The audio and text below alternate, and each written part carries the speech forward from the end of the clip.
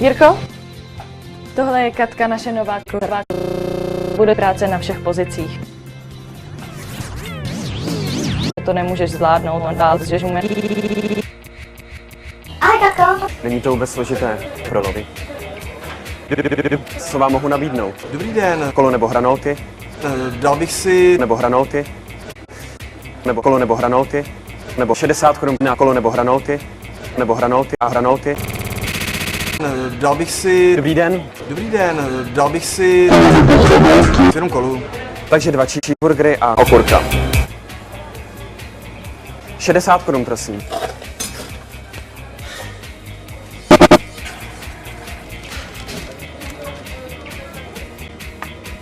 Vaše objednávka.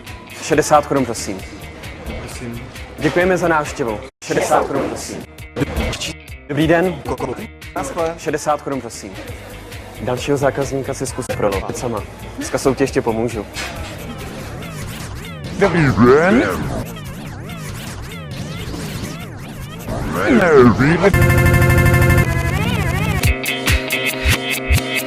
Všichni naši nováčkové začínají tady na Garniera kandidatní než na své vokštávaní šranichyš. Podívej, zrovna jedeme číze. Hostice. Potom cibule.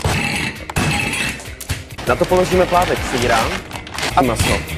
Musíš dávat pozor, aby všechny přísady byly ve středu a ve správném pořadí. Takhle? Počkej.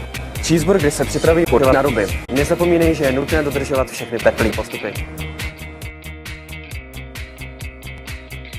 Takhle to je správně. Náš zákon, když vyhrnul, ale jedu i čiž.